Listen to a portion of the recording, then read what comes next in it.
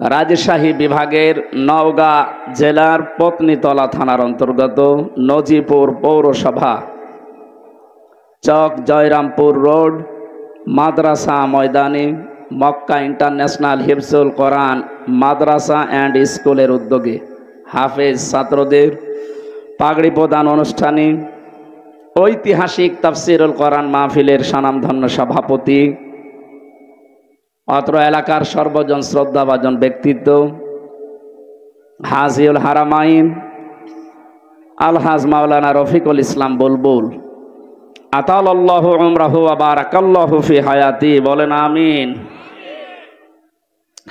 এ মাহফিলের প্রধান অতিথি বিশিষ্ট শিল্পপতি ও সমাজসেবক আপনাদের এই নজিপুরের সন্তান জনাব আলহাজ ইঞ্জিনিয়ার রমজান আলী দামাত বারকাতুহুমুল আলিয়া।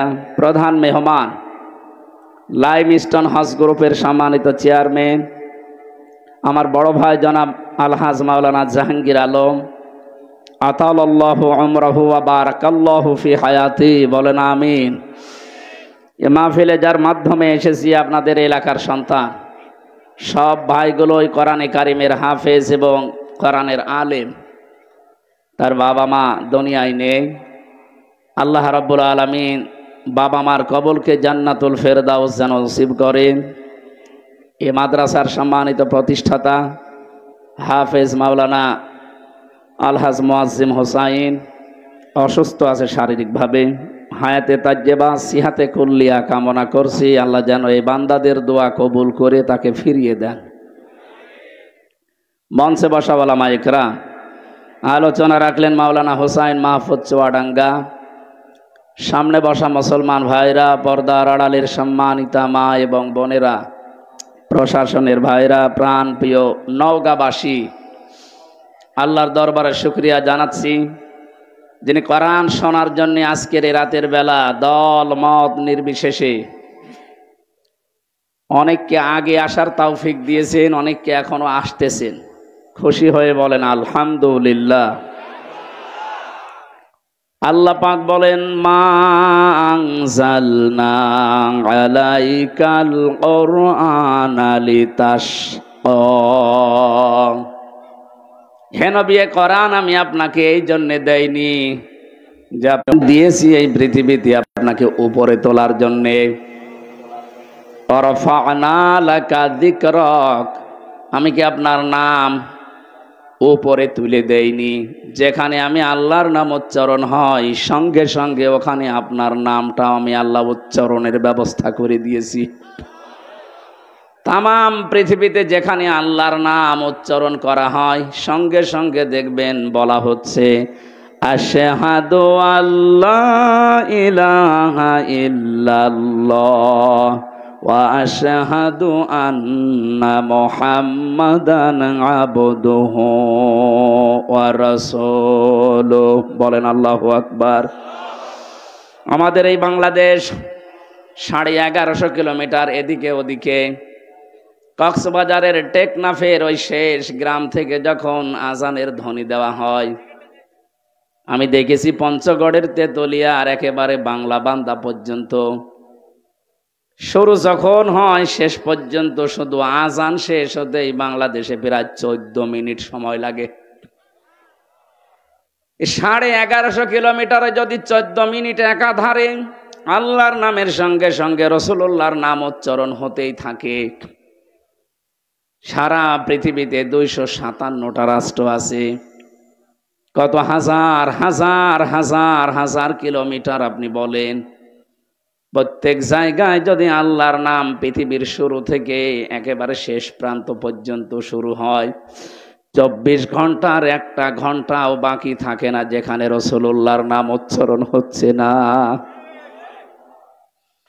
ওই জামানায় আবু জেহেল বলেছিল মোহাম্মদ বিদায় নিলে, যেহেতু আর কোন ছেলে সন্তান বেঁচে নেই, মা কানা মুহাম্মাদুন আবা আহাদিম মির রিজালিকুম ওয়ালাকির রাসূলুল্লাহি ওয়া খাতামান নাবিয়্যিন। মোহাম্মদ তোমাদের ভেতরে কোনো অ্যাডাল্ট পুরুষের বাবা নয়, প্রাপ্ত বয়স্ক কোনো পুরুষের বাবা মোহাম্মদ নয়। কারণ আল্লাহ ভালো করে জানতেন পৃথিবীতে অনেক আবেগওয়ালা উম্মত তৈরি হবে। নবীর ছেলে যদি এই যেই কয়টা ছেলে আল্লাহ তাকে দিয়েছিলেন, আবুল কাসেম, তয়ব এবং ইব্রাহিম, যেই কয়টা সন্তান দিয়েছিলেন, যদি বেঁচে থাকতো পরবর্তীতে তাদেরকে ওরা নবীর আসনে বসিয়ে ফেলতো। কারণ তারা যুক্তি খাড়া করতে, এর আগে যত নবী আল্লাহ পাঠিয়েছে প্রায় নবীগুলো সবই তাদের সন্তানরা নবী হয়েছে। তাহলে শেষ নবী মুহাম্মদুর রাসূলুল্লাহর সন্তান নবী হবে না কেন? এইটাও নবী। আল্লাহ পাক এই জন্য একটা সন্তানকে প্রাপ্ত বয়স্ক হতে দেননি, আগেই বিদায় দিয়ে দিয়েছেন। আমার মনে হয় এই জায়গায় যদি আল্লাহ সিবিয়ান শব্দটা দিয়ে দিতেন, পৃথিবীর বহু কাফের আছে তারা কোরআনে কারিম নিয়ে যারা উল্টাপাল্টা ধারণা করে, ওরা এই জায়গায় রেজাল না দিয়ে সিবিয়ান দিলে ওরা কোরআনের ভুল ধরতো।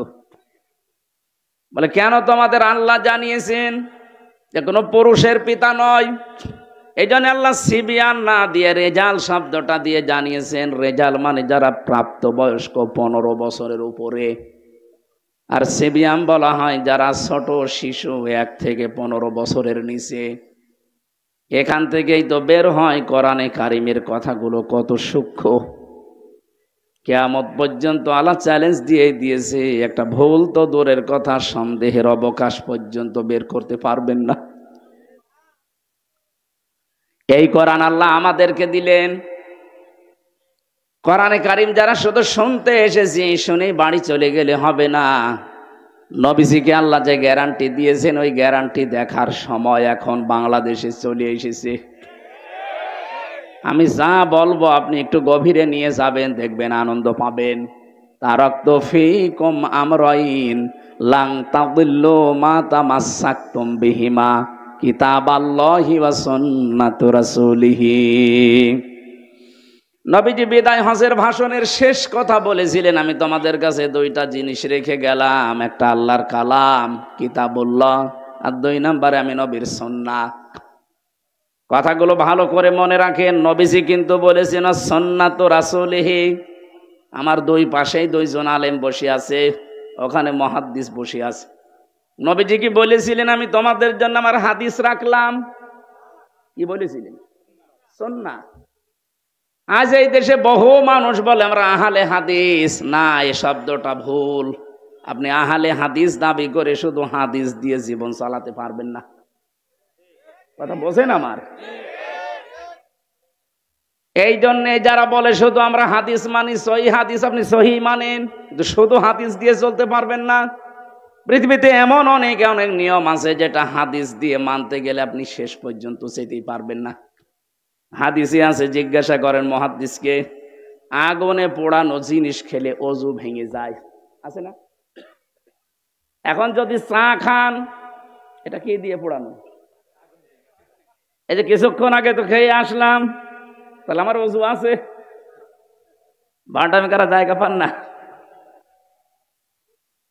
এরকম বহু জায়গা আছে। শুধু হাদিস মানি আমি, এই কথা যারা বলছেন আপনি বিভ্রান্তিতে আছেন। একটু চিন্তা ভাবনা করেন কোরআন হাদিস নিয়ে।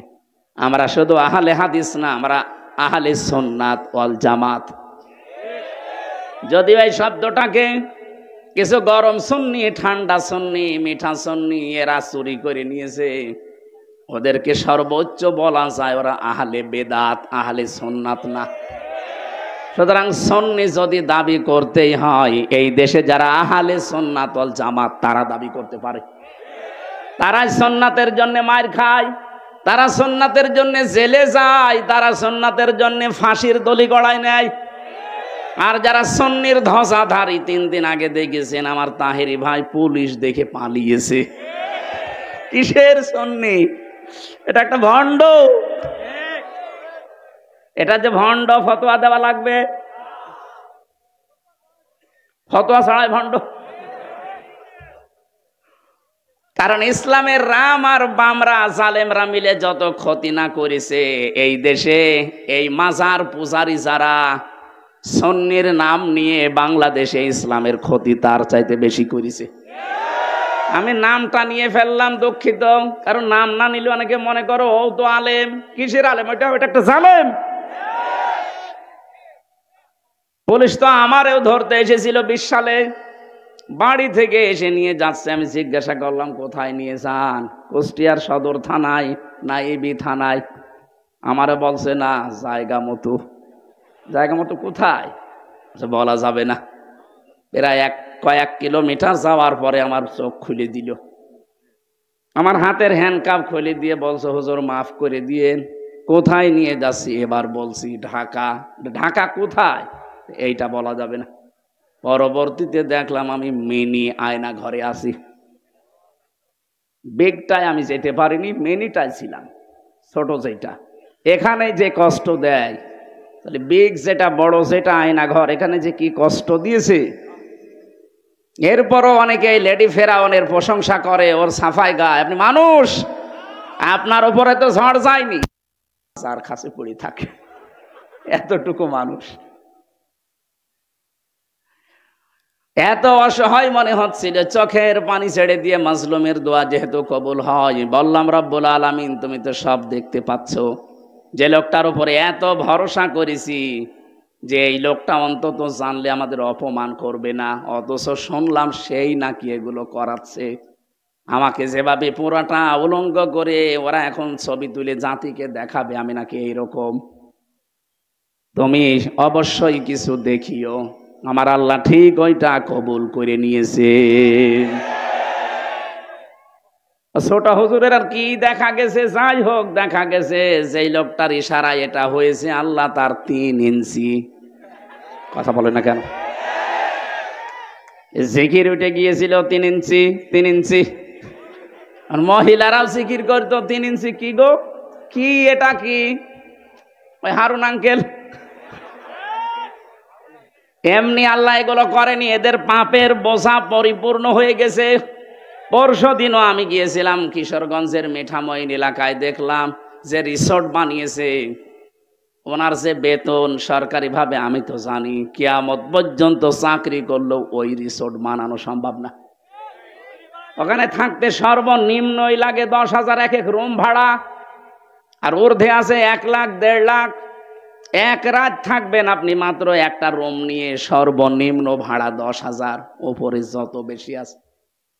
এমন কোন জিনিস করে না এই হাওড়ের ভেতরে যে নেই, যা মনে চাবে আপনি তাই পাবেন। এই টাকাগুলো তো ফেরেশতারা দিয়েছে। বলেন, আমার মতো হামজাকে বাড়ি থেকে নিয়ে এসে বলছে 50টা মামলা দেব, সঙ্গে সঙ্গে 10 লাখ টাকা দিন। আমার মতো মানুষকে যদি এ কথা বলতে পারে বলেন, আর উপরে যারা, তাদের কি করিস? এই জন্য পাপের বোঝা যখন মানুষের পরিপূর্ণ হয়ে যায়, ওই মানুষকে আমার আল্লাহ ছাড় দেয়, কিন্তু ছেড়ে দেয় না। আমি যে শব্দ নিয়ে বলছিলাম, যারা আহলে হাদিস দাবি করছেন আপনি ভুল পথে আছেন, বসেন এক জায়গায় আলেমদের সাথে, আপনি প্রমাণ করে মিলাতে পারবেন না। আপনি যদি এত হক আহলে হক দাবি করেন, আপনার আহলে হাদিসের নামের ভেতরে এতগুলো দল কেন? শুধু আহলে হাদিস এই নামের ভেতরে 7 দল। আপনি যদি সভাপতি সেক্রেটারি পদের লোভ নাই থাকবে, এতগুলো দল খুলে বসে আছেন কোন কারণে? নিজেদের ভেতরে তো আপনার মিল নেই, কথা বলে না কেন? এই শব্দটা আমরা জানি আলেমদের, আমি যাদের কাছে লেখাপড়া করেছি, আমার বিশ্ববিদ্যালয়ে doctor Abdullah Jahangir, doctor Lokman Hossain, doctor আবামা সাইফুল ইসলাম সিদ্দিকী সহ যাদের কাছে আমি পড়েছি, কওমি মাদ্রাসায় আমি শর্ট কোর্সে দাওরা হাদিস করেছিলাম, হাফেজি কারিয়ানা আমার জীবনে যাই পড়লাম কামেল পর্যন্ত মেলামেশা করে আমি যা দেখেছি, পড়াশোনা করে, এই শব্দটা গলদ। আহলে হাদিস আপনি বলবেন না, আপনি বলবেন আহলে সুন্নাত ওয়াল জামাত। যারা এই শব্দটা চুরি করে নিয়েছেন তারা এখন জাতির সামনে যেন এরা আহলে বেদাত এটা প্রমাণ হয়, প্রমাণ অলরেডি হয়ে গেছে। সারা বাংলাদেশ এখন আমি যাচ্ছি, আমি দেখতে পাচ্ছি চারিদিকে আওয়াজ উঠেছে যে ও আল্লাহর ওলিরা আন্দাজে দাবি করে আহলে সুন্নাত, ওগুলো আহলে ভণ্ড, আহলে বেদাত।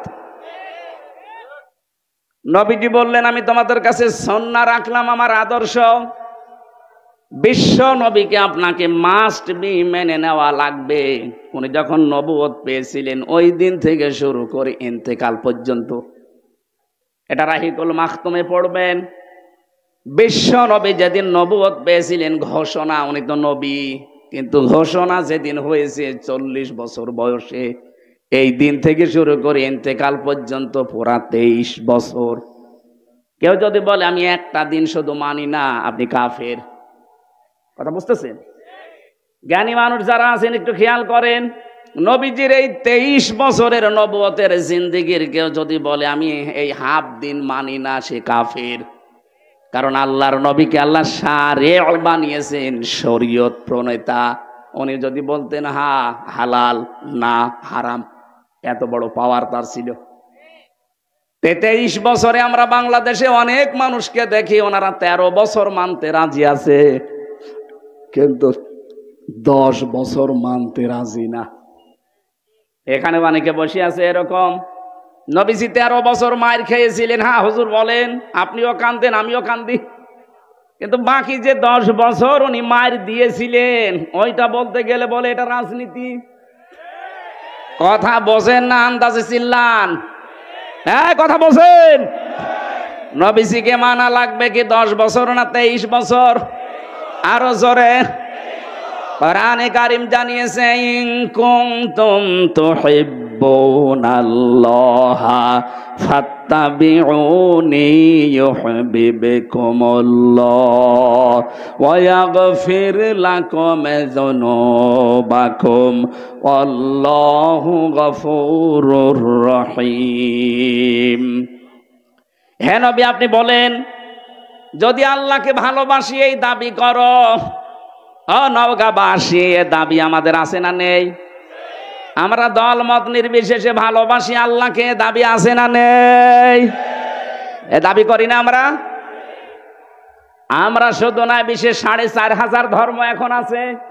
4500 ধর্মের যে ধর্মের মানুষ বলেন সে তার ধর্মের যিনি যাকে মেনে চলে তাকেও ভালোবাসে।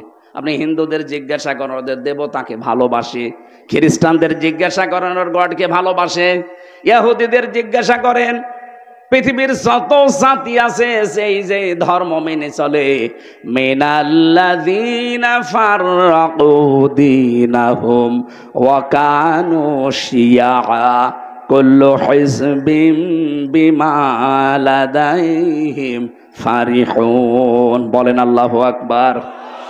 আল্লাহ পাক বলেন, হে নবী দুনিয়াতে যে যেই দলে আতে মসে আছে ও কিন্তু ওই দলের কর্মসূচি নিয়ে আনন্দে আছে, আর সে মনে করে এইটাই আসল, বাকিগুলো সব ডিলেট। এটা মনে হচ্ছে না সারা পৃথিবীতে যে যেই ধর্মে আছে, যে যেই মতে আছে, পথে আছে, ওইটাই তার কাছে সঠিক, আর বাইরে যা আছে সবগুলো ভুল। আল্লাহ বলেন তার দলীয় কর্মসূচি নিয়ে সে আনন্দে আছে। দুনিয়াতে সবাই যেহেতু দাবি করে আমরা আমাদের যিনি ইবাদত পাওয়ার যোগ্য তাকে আমরা ভালোবাসি, আমরা মুসলিম 200 কোটির উপরে। কত? 200 কোটির উপরে আমরা এখন মুসলিম। আমরা সবাই এই কথা বলতে রাজি আছি যে আল্লাহ তোমাকে আই লাভ ইউ, ভালোবাসি। কথা বলে না কেন? আল্লাহ পাক বলেন এই দাবি যদি করে কেউ তাকে আমি বলছি ইউহিব্বুকুমুল্লাহ, আমি আল্লাহ তোমাদেরকে ভালোবাসছি, বাসবো। ইউহিব্বু এটা মোজারে, বর্তমান ভবিষ্যৎ, প্রেজেন্ট ফিউচার, এর মাঝখানে একটা শব্দ আল্লাহ দিয়েছেন, ওইটা করলে। কেউ যদি বলে আল্লাহ তোমাকে ভালোবাসি, আল্লাহ বলেন এই কথা রাখ, আগে প্রমাণ কর, ফাত্তাবিউনি, আমার রাসূলের অনুসরণ করে। নওগাঁবাসী বিবেকের কাছে আপনার প্রশ্ন, রাসূলের অনুসরণ করা লাগবে উনি যখন রাসূল হয়েছিলেন ওই সময় থেকে না, মানে উনি তো জন্ম থেকেই পুরা মক্কা এলাকায় পুরা আরব জানে কেউ নবী রাসূল বলতো আব্দুল্লাহ বিন মুহাম্মদ, এতটুকু না? ওনাকে সারা জীবন বেশিরভাগ 1 থেকে 40 বছর পর্যন্ত পুরা আরব জাহানে ওনাকে চিনত আব্দুল্লাহ বিন মোহাম্মদ, আব্দুল্লাহর ছেলে মোহাম্মদ সাল্লাল্লাহু আলাইহি সাল্লাম। খুব বেশি হলো তার চরিত্রের কারণে বলতো আল আমিন আস-সাদিক। কিন্তু এই মানুষটা যেদিন 40 বছর বয়সে নবুয়ত পেলেন, তখন থেকে শুরু করে ইন্তেকাল পর্যন্ত এই 23টা বছরে আপনি যদি অনুসরণ করতে চান, আল্লাহ এখানে কিন্তু শব্দ দিয়েছেন লাকাদ কানা লাকুম ফি রাসূলিল্লাহি উসওয়াতুন হাসানা। অবশ্যই তোমাদের জন্য মহত্তম আদর্শ লুকিয়ে আছে আমার রসুলের ভেতরে। বলেন তো, আল্লাহ কি মোহাম্মদ ইবনে আব্দুল্লাহ নামটা জানতেন না? কথা বলেন না কেন? খুব ভালো করে খেয়াল করবেন, বাইরে যে আবার গীবত করবেন যে কি বললো বুঝলাম না, এই জন্য খেয়াল করতে বলছি। আল্লাহ কিন্তু ভালো করে জানতেন যে আমার নবীর নাম মোহাম্মদ ইবনে আব্দুল্লাহ। এ শব্দটা না দিয়ে ফি রাসূলিল্লাহ দিলেন কেন? কারণ তিনি 1 থেকে 40 বছর পর্যন্ত পুরা আরব জাহানে রাসূলুল্লাহ বলে পরিচিত ছিলেন না। উনি ছিলেন আল আমিন আস-সাদিক মোহাম্মদ বিন আব্দুল্লাহ। কথা ঠিক নেই? উনি যখন রাসূলুল্লাহ হয়ে গেলেন, ওই দিন থেকে শুরু করে আপনাকে অনুসরণ আরম্ভ করা লাগবে। আল্লাহ বলেন আমার রাসূলের অনুসরণ করো। আমি 2টা জিনিস তোমাদেরকে দেব। 1 নম্বরে আমি নিজেই তোদেরকে উল্টা করে ভালোবাসা আরম্ভ করব। শব্দটা আপনি বলেন তো আলেম, মুহাদ্দিস মানুষ বলেন তো ইউহিব্বুকুমুল্লাহ, এটা কি মজারে নামাজি? অতীতের শব্দ আল্লাহ দেয়নি, মোজারে দিয়েছেন। এই জন্য এর ভেতরে 2টা কাল আছে, বর্তমান আছে আর ভবিষ্যৎ আছে। কেউ যদি সত্যি রাসূলুল্লাহকে অনুসরণ করা আরম্ভ করে, আল্লাহ তখন থেকে তাকে ভালোবাসা আরম্ভ করবে। তাহলে আমাদের অনুসরণ যদি এখন থেকে শুরু হয়, আল্লাহ আমাদেরকে এখন থেকে ভালোবাসা আরম্ভ করবে। আর আল্লাহ যদি কাউকে ভালোবাসে, আল্লাহ পাক বলেন আমি পুরস্কার দেব। ওয়ায়াগফির লাকুম যুনুবাকুম। ইয়াগফির এইটাও মোজারে, বর্তমান ভবিষ্যৎ প্রেজেন্ট ফিউচারের ভেতরেও 2টা কাল। জাম্বুন আল্লাহ দেয়নি যে একটা গুনাহ মাফ করে দেব, যুনুব বহু বচন, একটা গুনাহও রাখবো না। যত অপরাধ আছে সব আমি আল্লাহ মাফ করে দিচ্ছি, দেব। তাহলে শর্তটা কি পেয়েছিলাম? রাসূলুল্লাহর অনুসরণ। কি কথা বলেন না কেন? এখন এই অনুসরণ কি আংশিক না পূর্ণাঙ্গ? জবাব দেন ভালো করে, আংশিক না পূর্ণাঙ্গ? এবার আপনি নিজের বিবেককে বলেন তো, আপনার অনুসরণ হচ্ছে আমিও জানি, এটা কি আংশিক না পূর্ণাঙ্গ? হয়তো আপনার সুরাত সিরাত দেখলে মনে হয় রসুলের মতো, কিন্তু আপনার পরিবার রসুলের মতো না। কথা বলছেন না কেন? আপনার এমন মেয়ে জন্ম দিয়েছেন যেটা স্কিন টাইট প্যান্ট পরে, নাকি নওগাঁয় নেই?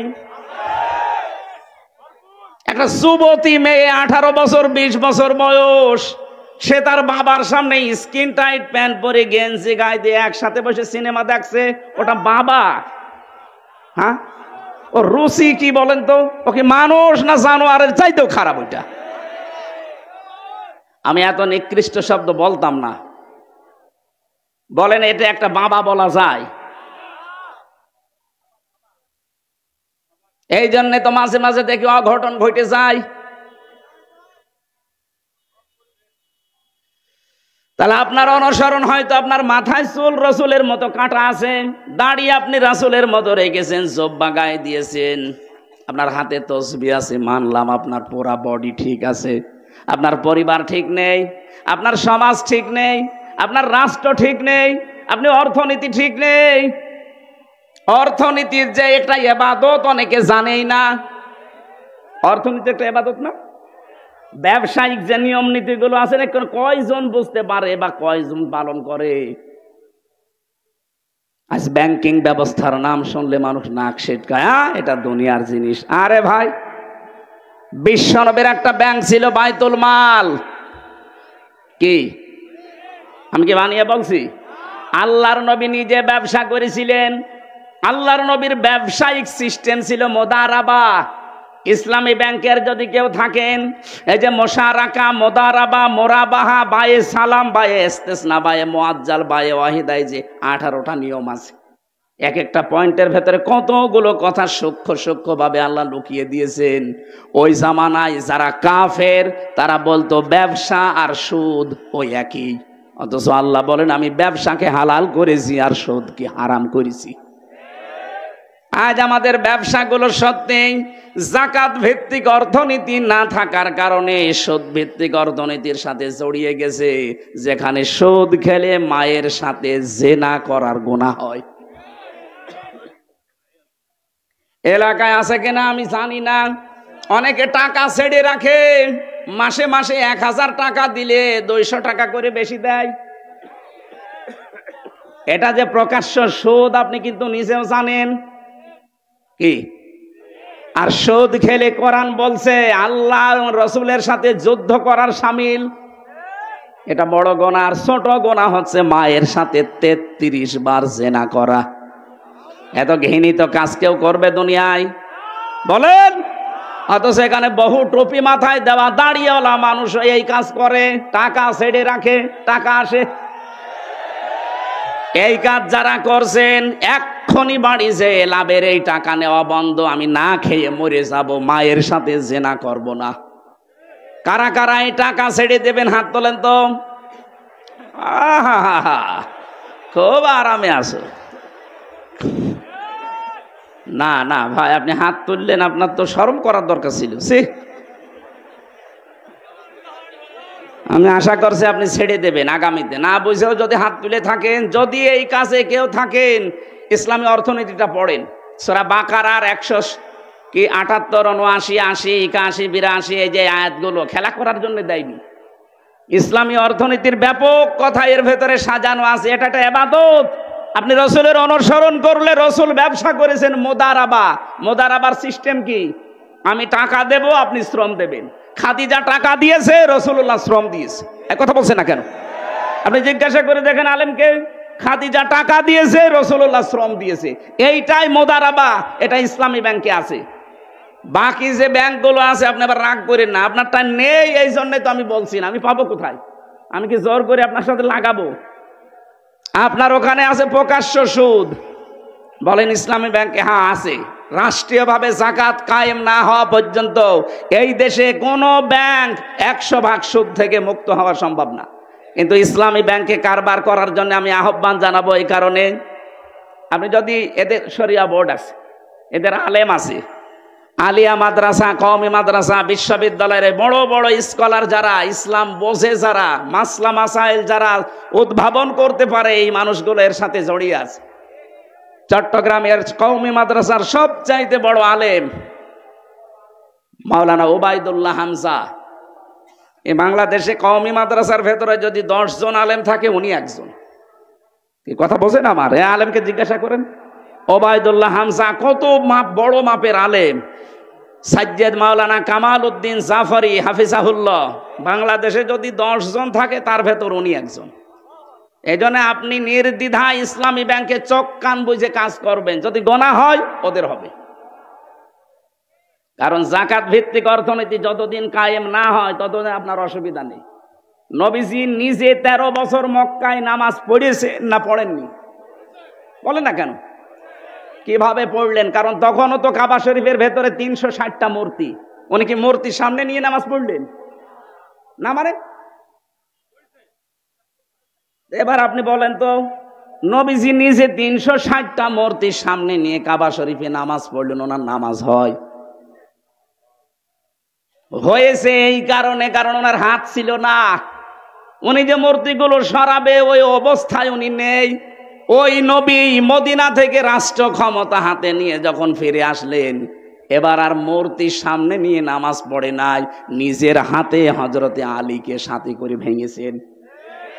আপনি ইসলামকে ওই জায়গায় আগে তুলে দেন। দেখেন এই দেশের ব্যাংকিং ব্যবস্থা, এই যে অগ্রণী, সোনালী, রূপালী, চৈতালি, যত ব্যাংক আছে একটাতেও সুদ থাকবে না, আমি গ্যারান্টি দিচ্ছি। বিশ্বের বহু মুসলিম দেশে আমি গিয়ে দেখেছি যেখানে সুদ নেই, তাদের ব্যাংক চলছে না। চলছে। তাদের জাকাত ভিত্তিক অর্থনীতি রাষ্ট্রীয়ভাবে আছে। আমাদের রাষ্ট্রীয় জাকাতের নিয়ম নীতি রাষ্ট্রীয়ভাবে সরকারিভাবে কায়েম করে দেন, 100 মধ্যে 4 আনা ওষুধ খেতে পারবে না। তাহলে এটা যে যতদিন কায়েম না হয় ততদিন আপনি তো কারবার করবেন, নামাজ পড়বেন না। মূর্তির সামনে নিয়ে তো এখন নামাজ পড়া লাগছে। সুতরাং যতদিন ইসলামে দেশে রাষ্ট্রীয়ভাবে কায়েম না হয় ততদিন আমার মনে হয় এই দেশে ইসলামী ব্যাংকের উপরে যেহেতু আর কিছু নেই, আপনি পাবেনও না। এই জন্য আমি একেবারে নির্দ্বিধায় বলতে পারি, আপনি এই জায়গায় কাজ কারবার করেন। রসুলের অনুসরণ আংশিক করলে হবে না। বিশ্বনবী নিজে রাজনীতি করেছেন না করেননি? আপনি রাজনীতির কথা শুনলে খালি উল্টাপাল্টা দিকে যান। মানে আমার মনে হয় নবীজি যদি এখন বেঁচে থাকতো, শয়তান নবীজিকেও বলতো নবী মনে হয় ওই দলের। কি কথা বলেন এখন? আল্লাহর নবীর আন্তর্জাতিক যে নিয়ম নীতিগুলো ছিল আপনি ওইগুলো ফলো করেন। এখন যদি বলেন হ্যাঁ আপনারা করেন না, করবো কি করে? আমার 100 জনের মাত্র 15 জন মানুষ, আমরা এই দেশে 100 জনের 15 জন মানুষ, আমরা এই দেশে রাষ্ট্রীয়ভাবে ইসলাম কায়েম হোক এটা চাই। এটা আগস্টের 5 তারিখের আগের বর্ণনা। এখন এই 3 মাস 10 দিনে রিপোর্ট পাল্টিয়ে গেছে। আল জাজিরা রিপোর্ট দিয়েছে বাংলাদেশে এখন 100 জনের 58 জন মানুষ চাচ্ছে এ দেশে কোরআন কায়েম হোক। এটা যদি সত্যি আর কিছুদিন যেতে দেন, আমার তো মনে হচ্ছে যে হারে মানুষ ইসলামে ঝুঁকতেছে, কারণ অনেক কিছুই দেখা শেষ। কোরআনের বাংলাদেশ 54 বছর তো আমরা দেখলাম কম বেশি, না দেখি নাই? বলেন, বাবা চালিয়েছে, চাচাও চালিয়েছে, কারো স্বামী চালিয়েছে, কারো বউ চালিয়েছে, আর আপাত চালাইলো। এখন শুধুমাত্র দেখতে বাকি আছে আল্লাহর কোরআন দিয়ে দেশটা চললে কেমন দেখা যায়। মুসাফির অবস্থায় আছি আমি, এখনো মাজলুম অবস্থায় আছি, অসুস্থ আছি, এখনো দোয়া করছি এই লক্ষ মানুষ নিয়ে। আল্লাহ, দুনিয়ায় যদি তোমার কিছুই ভালো না লাগে আমাদের জীবনের, অন্তত মুসাফিরের দোয়া তোমার নবীজি বলেছে ফেরত আসে না। বড় আশা নিয়ে আকাঙ্ক্ষা নিয়ে আমরা বলছি, বাংলাদেশে চরম চোখে 56,000 বর্গ মাইল কোরআনের হাতে তুলে দাও। তাহলে রাসূলের অনুসরণ করা লাগবে কি আংশিক না পূর্ণাঙ্গ? আরো জোরে বলেন। এ পূর্ণাঙ্গ অনুসরণ যখন আপনি করতে যাবেন তখন মনে করবেন যে আল্লাহ আপনাকে কেবল ভালোবাসা আরম্ভ করল। আমি কথা বোঝাতে পেরেছি? তার মানে এখনো এই দেশে অনেক পীর, অনেক আলেম, অনেক বক্তা, অনেক মুফাসসির, অনেক মুহাদ্দিস, অনেক শাইখুল হাদিস এখনো আল্লাহর ভালোবাসায় পাওয়া আরম্ভ করেনি, যাদের পূর্ণাঙ্গ অনুসরণ নেই। এই যে আজকে রমজান ভাই বলছিল মাওলানা মামুনুল হককে, মাওলানা আমির হামজাকে যেদিন ধরা হয় ওই দিন যদি দেশের মানুষগুলো যারা তাওহীদি জনতা, বিশেষ করে 48,000-এর উপরে পীর আছে এই দেশে। আরে ভাই, ইমানের সংজ্ঞা তো পড়েছেন আপনিও, মান রামিনকুম মুনকারান ফালিয়ুগাজ্জিরহু বিয়াদিহি ফাইল্লাম ইয়াস্তাতি'উ ফাবিলিসানিহি ফাইল্লাম ইয়াস্তাতি'উ ফাবিকলবিহি ওয়া যালিকা আযাফুল ঈমান।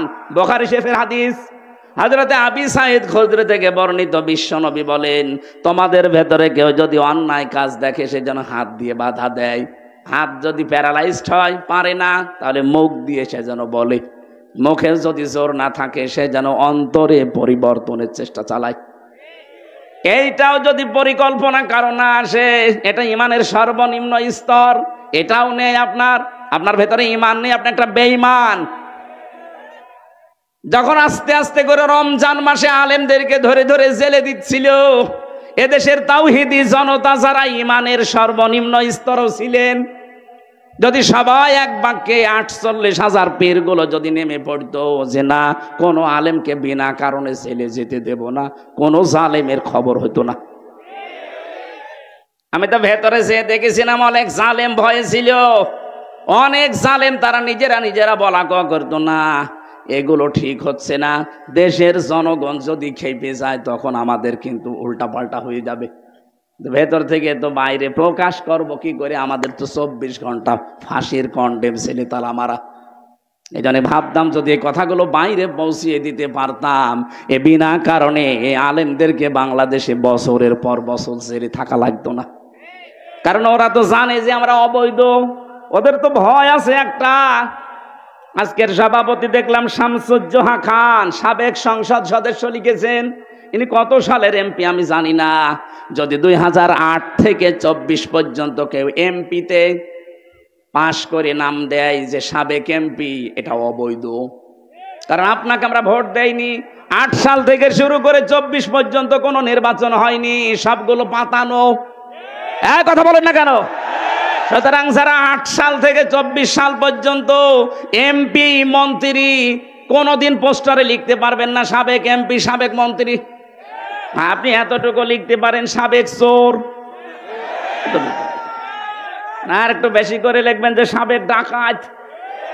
কারণ আপনি ভোট ডাকাত, আপনি ভোট চোর, এইটা লিখবেন, অসুবিধা কি?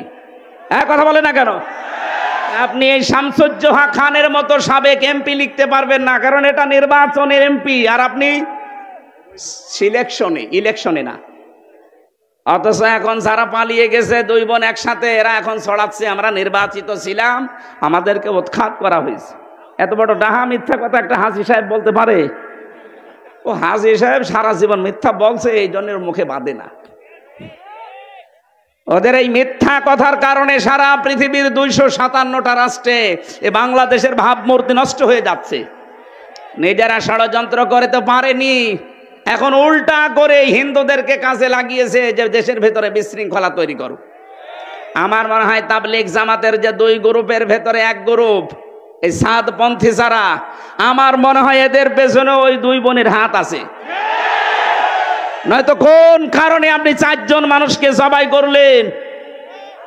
তদন্ত করলে আমার মনে হয় বেরিয়ে আসবে। এখন ছাত্রলীগের নাম আসতেছে, এরা জবাই করেছে, তদন্ত করে রিপোর্ট দেন। আমার মনে হয় 100 ভাগ না, আমার কেমন সন্দেহ হচ্ছে, কারণ যেভাবে জবাইয়ের ধরন দেখলাম, এটা ছাত্রলীগ ছাড়া অন্য কেউ করতেই পারে না। এতদিন শুধু আন্দাজে নাম দিয়েছে ছাত্র শিবির, জামাত ইসলাম রক কাটে। কে বলেছে আপনাকে? একটা প্রমাণ বাংলাদেশে আছে যে কারো রক কেটে দিয়েছে?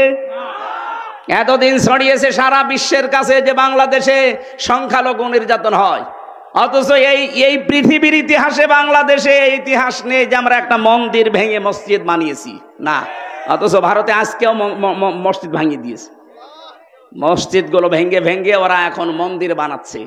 সারা বিশ্বের বিভিন্ন দেশে মাটির নিচে কেউ তেল পায়, কেউ গ্যাস পায়, কেউ লোহা পায়, কেউ স্বর্ণ পায়।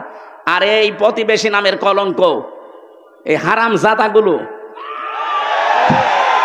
এরা নাকি মাটির নিচে শুধু মসজিদের জায়গায় মন্দির পায়। বলে এখানে 500 বছর আগে মন্দির ছিল, এই জন্য ভেঙে আমরা আবার মন্দির বানাচ্ছি। জবাই করা দরকার শয়তানগুলোকে। আর এই কিছু হকার আছে মলম, এই মলম সাংবাদিক যেইগুলো, আমার মনে হয় ওদেরকে বাংলাদেশের এই হিজড়াদের হাতে দিয়ে দেওয়া দরকার, কামড়িয়ে খেয়ে ফেলবে। বিশেষ করে ময়ূখ রমজানকে, শয়তান, এ কি মানুষ? বাংলাদেশ থাকবে না। বাংলাদেশ থাকে থাক, না থাকে না থাক, তোর ইন্ডিয়া থাকবে কিনা দেখ। 7 সিস্টার আমার মনে হচ্ছে থাকবে না, কারণ যা আরম্ভ করেছেন আপনি মুসলমানের গায়ে হাত দেননি, সরাসরি আল্লাহর ঘরে হাত দিয়েছেন। আল্লাহ আবাবিল পাঠিয়েছিলেন তার ঘরকে রক্ষা করার জন্য, সে আল্লাহ এখন আর নেই। বলুন, কাবা শরীফ যদি আল্লাহর ঘর হয়, বাবরি মসজিদ কার ঘর? এ ঘরকে আপনার ভেঙ্গে টুকরা টুকরা করে রাম মন্দির বানিয়েছেন। আল্লাহ বসে আছে, ছাড় দিয়েছে, ছেড়ে দেবে না। ভারত আজ হোক কাল হোক টুকরা টুকরা হবেই।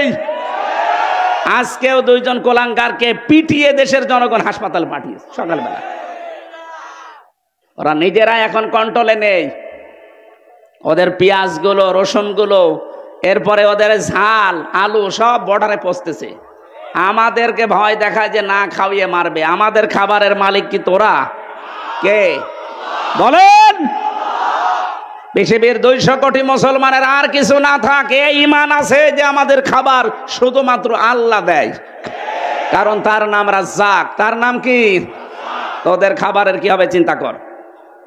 আমেরিকা কালকে কি বলেছে দেখেননি? পরশুদিন ডোনাল্ড ট্রাম্প যে 16 লাখ ভারতীয়কে সব ফেরত পাঠাবো, জানুয়ারির 20 তারিখে ওর শপথ। যাতে মাতাল হলো তাহলে ঠিক আছে, আরো তো এক রোকা দেখেন কি করে। যদি সত্যি এটা করে মোদির গদিতে আগুন লেগে যাবে, ধুতি সামলাতে সামলাতে শেষ। এখন বলছে চট্টগ্রাম নিয়ে নেব। আরে দাদা, আপনি কি যৌতুক নেবেন? আর মেয়ে তো পালিয়ে গেছে, কিসের যৌতুক? ও মেয়ের বিয়েই তো আমরা মানি না, পালানো মেয়েকে এখনো মেনেই নেয়নি, যৌতুক তো আরো দূরের কথা। আর যার সাথে পালিয়েছে ওর সাথে কি মেয়ে বিয়ে দেওয়া যায়? ওর হচ্ছে ফুল হাতা আর আমাদের হাফ হাতা। ওর ফুল হাতা না তো দাদা, যতদিন হাফ হাতা না হবে ওর সাথে তো মুসলমানের বিয়ে দেওয়া যায় না। আর দাদার যে বয়স, এই বয়সে যদি এখন হাফ হাতা করা লাগে, ও গোড়া থেকে কেটে বাদ দিয়ে লাগবে। তাছাড়া ও মুসলমানি দিতে ও হাসাম পাবেন কোথায় বুড়ো বয়সে? ও পাকা জিনিস এখন কাটতে গেলে তো সমস্যা। দেখা যাচ্ছে হাজামে ডাক্তারে বললো ঠিক আছে নিয়ে আসেন, ও আগা কাটতে যে গোড়া কেটে দিয়েছে, ওর বিয়ে করার স্বাদ মিটে যাবে। ভারতে এখন নিয়ে নেবে চট্টগ্রাম। এ দেশের 1 ইঞ্চি না হাফ ইঞ্চি মাটি যদি কেউ চোখ রাঙিয়ে নিতে চায়, আমার মনে হয় দেশের 18 কোটি মানুষ জীবন দিলে 36 কোটি দাদা নিয়ে জীবন দেবে।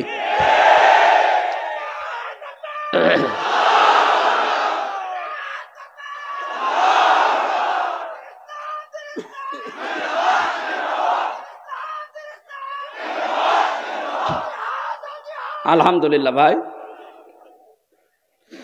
আমি যে কথাটা বলার জন্য পর্যন্ত নিয়ে এসেছিলাম, বিশ্ব নবীর অনুসরণ পরা জীবনে যদি আমাদের থাকে, আমাদের আর চিন্তা নেই, কারণ আমাদের আখেরাত তৈরি হয়ে গেছে। পেছনের অপরাধ আল্লাহ মাফ করে দিয়ে আমাদেরকে আল্লাহ তার বানানো বাগান ওই জান্নাতে প্রবেশ করিয়ে দেবেন, বলেন আমিন। ও নওগাঁবাসী, বিশ্বনবী যেই 2টা জিনিস ছেড়ে গিয়েছিলেন, তার একটা আল্লাহর কিতাব, 2 নাম্বার তার সুন্নাহ। এখনো যদি সত্যি আমরা আঁকড়িয়ে ধরার সিদ্ধান্ত নিয়ে শক্ত মজবুত ভাবে ধরতে পারি, হাদিস পড়েছিলাম, নবীজি বলেন শেষ জামানায় তোমরা কোরআন আর হাদিসকে মাড়ির দাঁত দিয়ে শক্ত করে ধরবা। চিন্তা করলাম, দাঁত তো সামনে আরো 32টা আছে, এগুলোর নাম রে মাড়ির দাঁতের কথা বললেন কেন? ব্যাখ্যায় পড়েছি হাদিস, আমি বিস্তারিত বলতে গেলে সময় কভার হবে না, এই জন্য তাড়াতাড়ি করছি। নবীজি বোঝাতে চেয়েছেন যে মাড়ির দাঁত দিয়ে কোনো মানুষ কিছু ধরলে শক্ত করে ধরে। আজ আন্তর্জাতিক বিশ্বের যে চাপ, বিশেষ করে যে ষড়যন্ত্র দাদারা আরম্ভ করেছে, বাংলাদেশে এখনো পর্যন্ত জালেমদের কিছু প্রেতাত্মা আছে, তারা যা আরম্ভ করেছে, এখান থেকে মুক্ত হওয়ার জন্য এই বাংলাদেশে এখন সবচাইতে বড় দায়িত্ব আল্লাহর কোরআন আর হাদিসকে মাড়ির দাঁতের মতো শক্ত করে আঁকড়িয়ে ধরা। আল্লাহ গ্যারান্টি দিয়েছেন, মা আনজালনা আলাইকাল কুরআনা লিতাশকা। কোরআন আমি তাশকার জন্য নাজিল করি নাই, আপনাকে বিপদে ফেলবে, কষ্ট দেবে না, আঁকড়িয়ে ধরেন, দেখেন আপনাকে আমি উপরে তুলে দেব। আল্লাহ জানেন এটা আঁকড়িয়ে ধরার মাধ্যমে যেখানে তোলার কথা ওই জায়গায় যেন আমাদেরকে তুলে দেয়, বলেন আমিন। আমি ওই রকমই আয়াত পড়েছিলাম আজকে, সূরা কাসাস। মুসা আলাইহিস সালামের জীবনে দিয়ে আল্লাহ আরম্ভ করেছেন, পৃথিবীর মানুষকে কিছু শিক্ষা আল্লাহ এখান থেকে দিতে চান। আল্লাহ বলেন তাসিম মিম, এর অর্থ কেউ জানে না। তিলকা আয়াতুল কিতাবিল মুবিন, এগুলো সব স্পষ্ট কিতাবের আয়াত। তাহলে কোরআন শরীফের প্রথম বর্ণনা এই যে কোরআন স্পষ্ট। কোরআন কি? যদিও আমাদের কাছে স্পষ্ট না, আমাদের অনেকের কাছে কোরআন অস্পষ্ট। এই জন্যে এই মাদ্রাসাগুলো, আপনি এখানে আসেন, পড়েন, এখানে আমার মনে হয় বয়স্ক শিক্ষা আছে কিনা জানি না, এইটাও বিভিন্ন মাদ্রাসায় চালু করা দরকার। এই ছেলেরা মেয়েরা বয়স্ক শিক্ষা মাগরিব থেকে এশা পর্যন্ত, ফজরের পর থেকে যেহেতু কাজে কামে বেরিয়ে যান, মাগরিব থেকে এশা পর্যন্ত 1 ঘন্টা সময় দেন। এভাবে 1 দিন 2 দিন 1 মাস 2 মাস 5 মাস 1 বছরে দেখবেন আপনি কোরআনের অনেক কিছু আয়ত্ত করে ফেলেছেন। কোরআনে কারিম আল্লাহ আমাদেরকে দিয়েছেন স্পষ্ট আয়াত, আর আমরা এখনো পর্যন্ত কোরআনের কাছে না আসার কারণে এখনো অস্পষ্ট হয়ে আছে আমাদের কাছে। আমরা পূর্বের জামানার জীবনী পড়ি, যারা কোরআনের কাছে এসেছে ওই মানুষগুলো কোনোদিন আর গোপনে থাকে নাই। হযরত ওমর মুসলমান হয়েই বলেছিলেন, হে নবী, যে কোরআন শুনি আমি মুসলমান হলাম, সূরা তাহা। আপনি বলেন তো এটা কি সত্য? না, 100% সত্য। তিনি বলেছিলেন এই সত্য জিনিস আর গোপনে থাকবে না, আপনি আমাকে অনুমতি দেন, আমি এই মুহূর্তে কোরআনের পক্ষে একটা মিছিল করব। তিনি মুসলমান হয়েই ওপেন হতে চায়, আর আমরা মুসলমানেরা কোরআন পড়ে পড়ে আরো বলে যে হুজুর আমি গোপনে আছি। এটা টাটকা শয়তান। তুই কিসের কোরআন পড়িস যে গোপনে থাকবি? হযরত ওমর কোরআন পড়েই বলে আমি ওপেন হব, আর আমরা এমন কোরআন পড়ছি যে আমি গোপনে আছি। সে সময় যেহেতু চলে গেছে, এখন তো ওপেন হওয়ার সময়। কথা বলে না কেন? আপনার এখন ওপেন হওয়ার সময়। আল্লাযী আলহামদুলিল্লাহিল্লাযী আনজালা আলা আবদিহিল কিতাবা ওয়া লাম ইয়াজআল লাহু ইওয়াজা। সব প্রশংসা আল্লাহর জন্য, যিনি তার বান্দার প্রতি এমন একটা কিতাব দিয়েছেন যে কিতাবের ভেতরে কোনো বক্রতা নেই, কোনো গোপন কথা নেই, বাঁকা কথা নেই। যারা আজ মারেফতের কথা বলে বলে মানুষদেরকে মায়ের পথ দেখায়, নাম দিয়েছে মারেফত, অথচ দেখায় মায়ের পথ। কথা বলে না কেন? ভাব ধরেছে উনি বুজুর্গ। কিসের বুজুর্গ? ওটা বেজির্গ। আপনাকে মারেফত বলতে কিছু নেই। এটা শব্দটা হচ্ছে উরফুন থেকে। আরাফা ইয়ারিফু মানে পরিচিত হওয়া। আরাফাতের ময়দানে যেহেতু আদম হাওয়া এসে পরিচিত হয়েছিলেন, জায়গাটার নামই হয়ে গেছে আরাফাতের ময়দান। আর ওই শব্দটাকে গোপন বিষয় বলে মানুষদেরকে কোরআন থেকে সরাতে চায়। এটা এক শ্রেণীর মানুষের দেশে কাজ করছে। স্পষ্ট ভাবে বলছি, কোরআনে কোনো গোপন কথা নেই, যা আছে সব ওপেন কথা। কিছু জিনিস যেটা আল্লাহ জানায়নি ওইটা বাদ। যেমন তহা, ইয়াসিন, তসিম, মিম, আলিফ, লাম, মিম, এগুলো আল্লাহ বাড়ে আর কেউ জানে না। আর রাসূলুল্লাহকে আল্লাহ জানিয়েছেন, উনি আমাদেরকে বলেননি, ও পর্যন্ত যাবার দরকার নেই। কিন্তু বাকি যত আয়াত আছে, কোনো আয়াত অস্পষ্ট না, সব স্পষ্ট।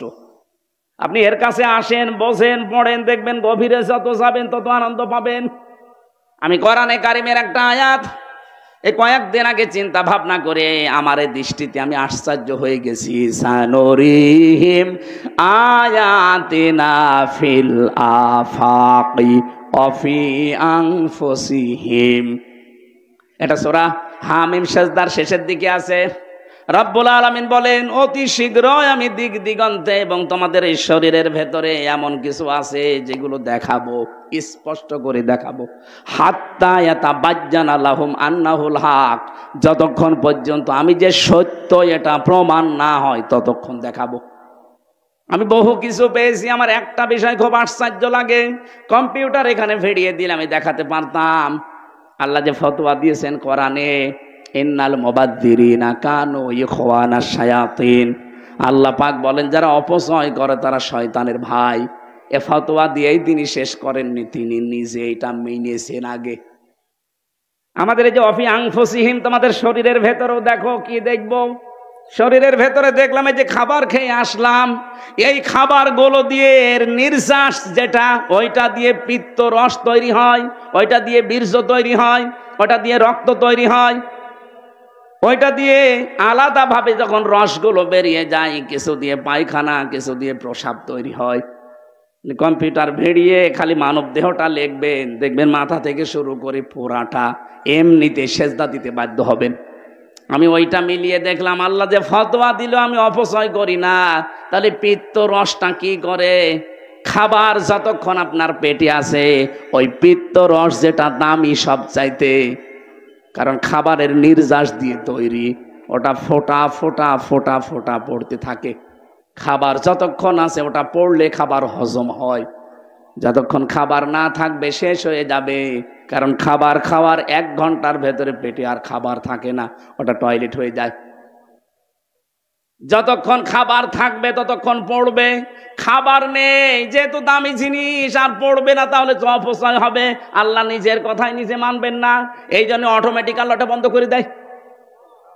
কালকে সুবহানাল্লাহ বলবেন।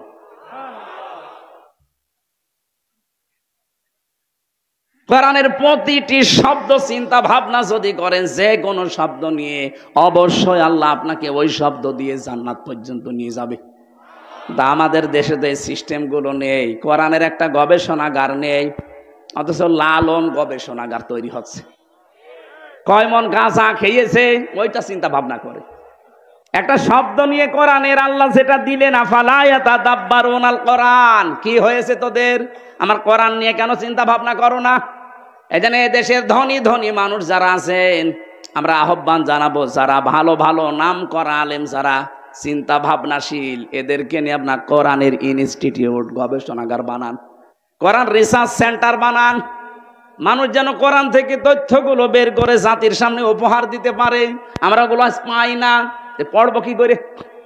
যতটুকুই চিন্তা ভাবনা আসে মাথার ভেতরে, দেখি না কিছু করলে একটা নতুন তথ্য বের হয়ে যায়।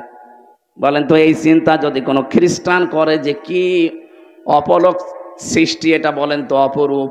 খাবার থাকলে পড়বে, খাবার না থাকলে কে বন্ধ করছে? ওটা আল্লাহ নিজে বন্ধ করে দিচ্ছে। আল্লাহ বলেন, হাত্তা ইয়াতাবাজ্জানা লাহুম আন্নাহুল হক আওয়ালাম ইয়াকফি বিরাব্বিকা আন্নাহু আলা কুল্লি শাইইন শাহীদ।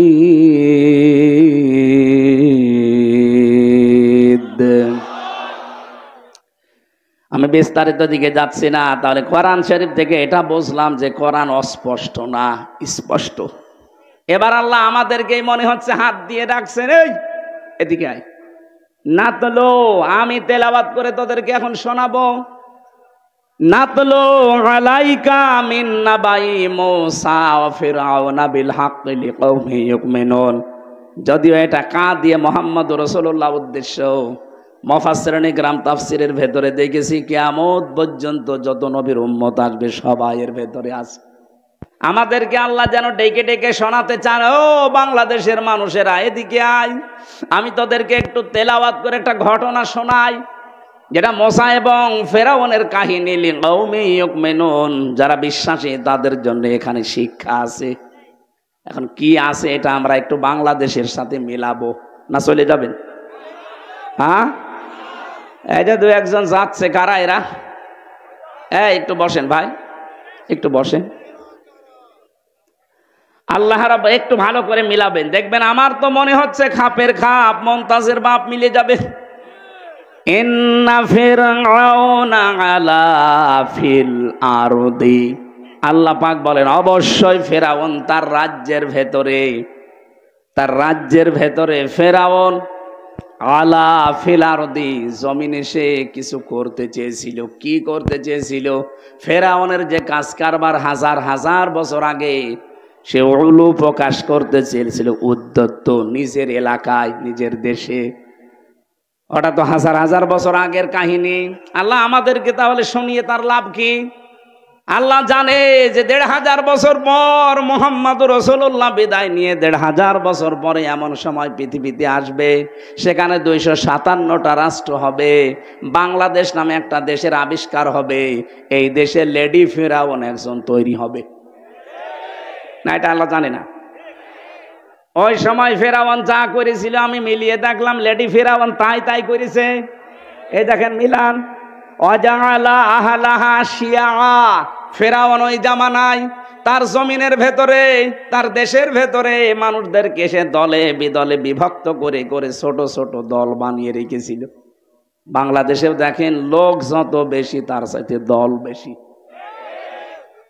এমনও দল আছে এই দেশে শুধু সভাপতি আর সেক্রেটারি, তাছাড়া কেউ নেই। এক কথা বলছে না কেন? শুধু টুপি মাথায় দেয়। এদের ভেতরে প্রায় ৫৪টা দল, জেনারেল যারা তাদের ভেতরে ২৭টা। নবীজি বলেছিলেন আমার উম্মতের ভেতরে ৭২ কাতার হবে, শুধু একটা কাতার জান্নাতে যাবে, বাকি সব যাবে জাহান্নামে। ৭৩ কাতারের। আমি যদি ওই সমস্ত দলকে কাতার বানাচ্ছি না, আমার ওটা আবার আলাদা সাবজেক্ট। আমি ফেরাউনের কর্মসূচি আপনাকে বলছি। আল্লাহ বলেন ওর প্রথম কাজ ছিল এইটাই। এদিকে তাকান, ওর প্রথম কাজ ছিল মানুষকে দলে বিদলে বিভক্ত করে রেখেছিল।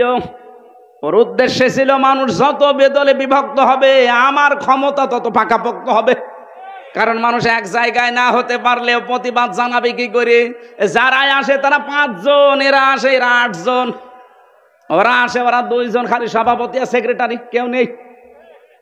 এরা সবাই যদি এক হয়ে এক বাক্যে আসতো তাহলে তো আমার যে চেয়ার, এ চেয়ার থাকার কথা না। এই জন্য ওর প্রথম কাজ ছিল যেভাবেই হোক দলে বিদলে বিভক্ত করে রাখা লাগবে। বাংলাদেশে আজ মানুষের ভেতরে এত দলের পেছনে ভারতের দায়ী। ওরা গোপনে গোপনে আমাদেরকে এই কাজ করায়। আমার সাথে যেগুলো আলেম ছিল তারা মনে মনে আমাকে এই কথা বলেছিল যে আজ হুজুরদের ভেতরে এত দলের পেছনে এই কাজ করছে। যদিও এটা ওপেন সিক্রেট বলা ঠিক হয়নি। এদের তালে পা দেবেন না, এটা ফেরাউনের চক্রান্ত।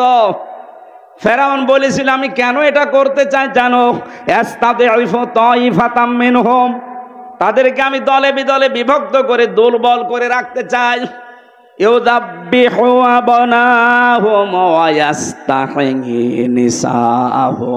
তাদের পুরুষদেরকে আমি মেরে ফেলতাম আর মেয়েদেরকে জীবিত রাখতাম। 2টা অর্থ হতে পারে। 1 নম্বরে পুরুষ ছেলেদেরকেও প্রথমেই মেরে ফেলেছিল, আর বাচ্চা যারা মেয়েরা তাদেরকে দাসীবাদী বানাতেও বাঁচিয়ে রেখেছিল।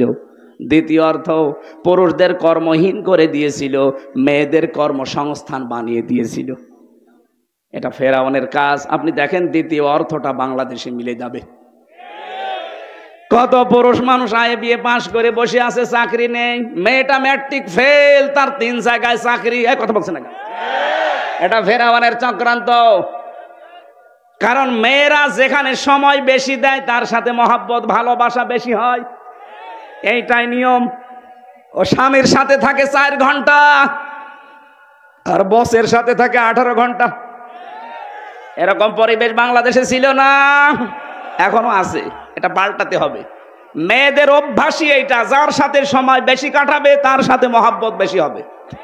এই জন্য অনেকের স্বামী বিদেশ চলে যায়, তখন ওর পাশের বাড়ির জলিমদ্দির সাথে ওর দেবরের সাথে সময় বেশি কাটানো লাগে। মহব্বত স্বামীর চাইতে পাশের বাড়ির জলিমদ্দির সাথে বেশি হয়। আপনাদেরকে একটা কথা বলছি, জীবনেও কোনোদিন বিবাহিত মেয়ে লোক বা ভাবি, প্রতিবেশীর স্ত্রী, এদের সাথে ভুল করেও লাইন করতে যাবেন না। কারণ আপনি না পারবেন তাকে বিয়ে করতে, না পারবেন কষ্ট সহ্য করতে। কি কথা বলছেন? হ্যাঁ, অবিবাহিত কোনো মেয়ে লোক যদি অসহায়, বিধবা অথবা স্বামী পরিত্যক্তা, এরকম মেয়ে লোক ভালো লাগে বিয়ে করে ফেলেন। কিন্তু সাবধান, পাশের বাড়ির ভাবির সাথে অথবা প্রতিবেশীর স্ত্রীর সাথে অথবা বিবাহিত কোনো মহিলার সাথে লাইন করতে যাবেন না। কারণ তার স্বামী যতদিন না ছাড়বে আপনি বিয়ে করতে পারবেন না। আর বিয়ে করতে না পারলে যতদিন আপনি লাইনে থাকবেন শুধু কষ্ট পাবেন। এইরকম লাইনে যারা আছেন আজকে থেকেই তাওবা করবেন যে না, আমি এক্ষুনি ওই ভাবির মোবাইল নাম্বার ডিলিট করে দেব। কারা কারা পারবেন হাত তোলেন। 2-1 জন মুরব্বী হাত তুলেছে। ওর তো মোদি দাদার মতো অবস্থা, ওর হাত তোলার দরকার কি? না, সম্মানিতা মা বোনেরা, মেয়েরা এসেছে, মেয়েরা সম্মানিতা মা বোনেরা, এটা শুধু পুরুষের জন্য না, এটা মহিলাদের জন্যেও। নারী পুরুষ এই জেনা, বিশেষ করে চোখের জেনা আর মনের জেনা, এই 2টা জেনা থেকে যদি আমরা বাঁচতে চাই তাহলে 2টা ঔষধ খাওয়া লাগবে। সূরা নূর 18 নম্বর পারা 12 নম্বর পৃষ্ঠার 7 নম্বর লাইনের 30 নম্বর আয়াত। এটা অকুল্লিল মুমিনিনা ইয়াগুদ্দু মিন আবসারিহিম ওয়া ইয়াহফাযু ফুরুজাহুম যালিকা আযকা লাহুম। আমি সহ যারা এখানে আছি, নারী হোক আর পুরুষ হোক, মাত্র 15 দিন এই ঔষধটা খাবেন। এলাপতি, হোমিওপ্যাথি না গাছগাছড়া, আল্লাহর নিজের বানানো ঔষধ। আল্লাহ বলেন মুমিন পুরুষদেরকে এবং মুমিন নারীদেরকে বলে দেন তারা যেন পর নারী পর পুরুষ থেকে প্রথমে তাদের চক্ষু নিম্নগামী করে। 14 জন পুরুষ আর 14 জন মহিলা বাদ দিয়ে যার সামনে যত কিছু পড়বে আল্লাহর ঔষধ আজকে থেকে খাওয়া লাগবে। এই যে আজকে মহিলারা এসেছে, এরাও যদি সামনে পড়ে যায়, আর ওটা যদি আপনার মা হয় আপন মা, যদি খালা হয় আপন খালা, যদি নিজের বোন হয় আপন বোন, নিজের মেয়ে হয় আপন মেয়ে, নিজের ফুফু হয়, নিজের পুত্রবধূ হয়, এরকম 14 জন মহিলা এবং 14 জন পুরুষ, বাবা ছেলে, নিজের আপন ভাইয়ের ছেলে, আপন বোনের ছেলে, নিজের মেয়ের জামাই, এরকম 14 জন পুরুষ 14 জন মহিলা বাদ দিয়ে সামনে যেই পড়বে সঙ্গে সঙ্গে আল্লাহর কথা মনে করে চোখ নিচের দিকে করবেন। যদিও শয়তান ওদেরকে জাল হিসাবে রাখবে, তারপরও শক্ত কন্ট্রোল করেন নিজেকে। 2 নম্বরে লজ্জা স্থানের হেফাজত করা, ইল্লা আলা আজওয়াজিহিম আও মা মালাকাত আইমানুহুম ফাইন্নাহুম গায়রু মালুমিন। আল্লাহ পাক বলেন, নিজের জায়েজ স্ত্রী ছাড়া অন্য কোনো কারোর স্ত্রী কামনা করাই জায়েজ নেই। করা না, শেষে হর্ষাই আছে, করাই জায়েজ নেই। অথচ যারা আজ পরকীয়া প্রেম করছি বলে এক জিনিস আর আমি কতদিন কি করব, এই জন্য অন্য জায়গায় লাইন করেছি। আপনি যদি এই কথা বলেন তো আপনার বউ তো এই কথা বলতে পারে যে ও ছাতায় এক জিনিস আর কর দিন, আমি আর এক জায়গায় করি। এই যে নিজের স্ত্রীর প্রতি আজ আকর্ষণ নেই, অন্যের বউ দেখলেই কেমন যেন আকর্ষণ হয়, ভালো লাগে, এমনি না। এই কারণে, কারণ আমার লজ্জা স্থান এবং চোখের হেফাজত নেই, এই জন্য অন্যের বউ দেখলে খুব ভালো লাগে, নিজেরটা দেখলে আর ভালো লাগে না। খালি 15 দিনে ঔষধ খাবেন, 15 দিন দেখবেন নিজের স্ত্রীর প্রতি আকর্ষণ বাড়বে, নিজের স্ত্রীর প্রতি চাহিদা বাড়বে।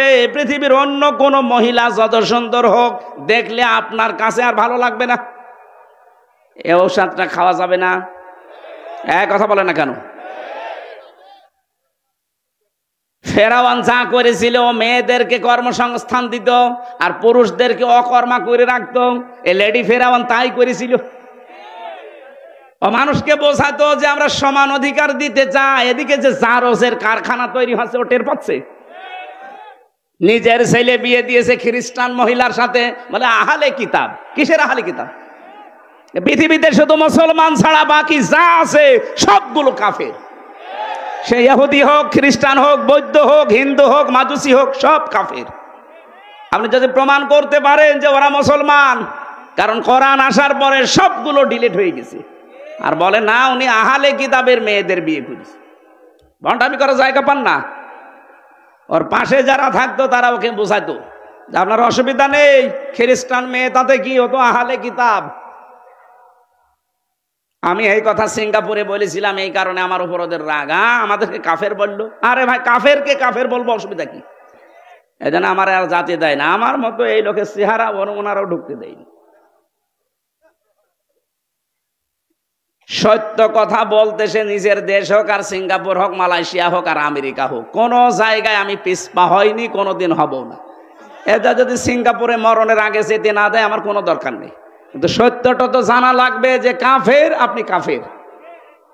ইমান ভাঙার 10টা কারণ আছে না হুজুর? তার ভেতরে 7 নাম্বার কারণ, কাফেরকে কেউ যদি কাফের মনে না করে সেও কাফের। এক কথা বলেন না কেন? আপনি কাফের, আপনাকে আমি কাফের বলবো না মুসলমান বলে আমি কি আমার ইমান হারাবো? আল্লাহ পাক বলেন, ইন্নাহু কানা মিনাল মুফসিদিন, ও ফ্যাসাদ সৃষ্টিকারী ছিল। এবার আল্লাহ আমার তার নিজের আশা ব্যক্ত করছেন, ফেরাউন তো এই কাজ করেছিল। ওয়া নুরিদু আন্না মুন্না আলাল্লাযিনা ইসতাদঈফু ফিল আরদি ওয়া নাজআলাহুম আইম্মাতাও ওয়া নাজআলাহুমুল ওয়ারিসিন। আমি আল্লাহ একটা আলাদা ইচ্ছা করলাম।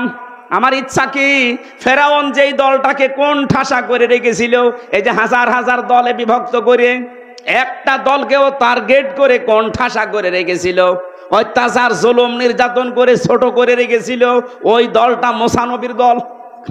কথা বলে না কেন? আমি আল্লাহ চাইলাম মুসা নবীর এই দলের উপরে আমার মানান করতে। মানান মানে অনুগ্রহ, দয়া। আমি আল্লাহ তাদের উপরে আমার অনুগ্রহ করলাম, জাতির নেতৃত্বে তাদেরকে আমি আল্লাহ দান করলাম এবং জমিনের ওয়ারিশ বানিয়ে দিলাম। এই আয়াতটা মনে হচ্ছে 2024 সালের 5 আগস্টের পরে নাজিল হয়েছে। এক কথা বলে না কেন?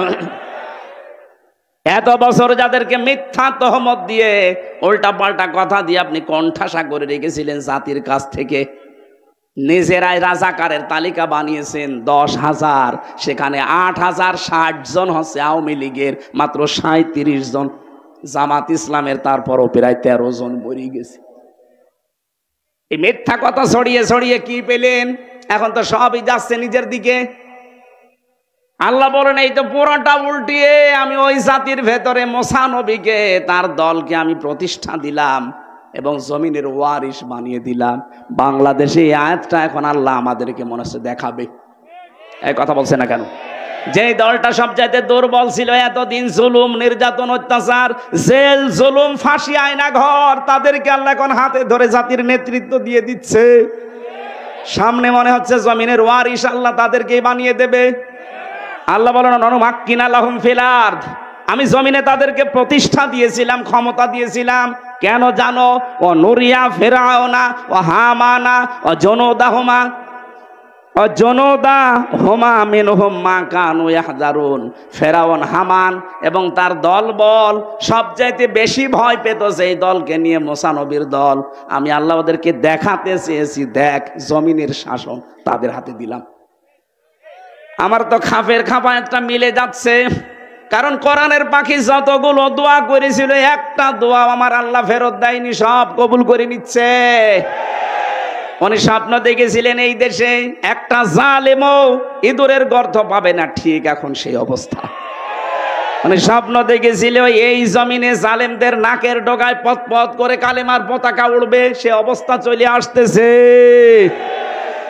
উনি স্বপ্ন দেখেছিল এই জমিনে জালেমদের এই দেশে প্রত্যেকটা জায়গায় ইসলামের পরিপূর্ণ ইসলাম কায়েম হবে। এইটা এখন বাকি আছে। আল্লাহ যেন এটা আমাদেরকে সামনে দেখায়।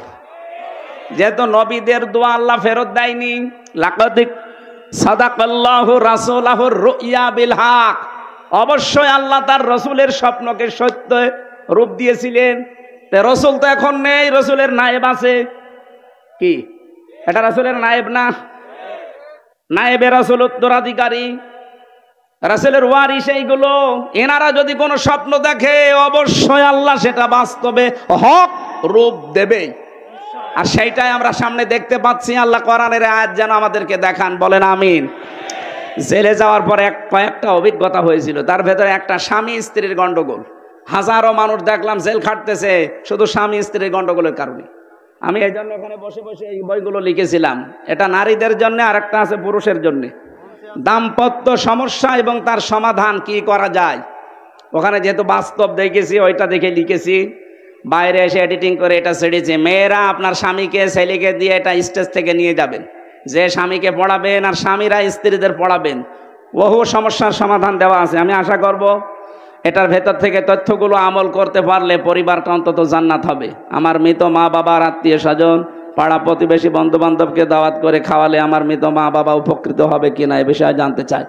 সম্মানিত ভাইরা, মানুষ মরে গেলে যে খাবার খাওয়ানো হয় এটা হচ্ছে সাদকা। এটা কি? আর সাদগার খাবার খাবে এই পৃথিবীতে যারা অসহায়, এতিম, মিসকিন, তারা। তা আপনি যাদেরকে খাবার খাওয়ান ওরা তো সব রমজানের মতো মানুষ। কথা বলছেন না কেন? আমি হামজার মতো মানুষ, আমি নিয়ে আসি 5 গাড়ি, আমারে আপনি মৃত খানা খাওয়াচ্ছেন, ও জায়েজ হবে? সুতরাং দেখে দেখে খাওয়াবেন, অসুবিধা নেই। খাওয়ানো জায়েজ আছে, কিন্তু মানুষ দেখে খাওয়াবেন। আমার কালকে দিনের বেলায় মাহফিল, সেই পটুয়াখালী বাউফল।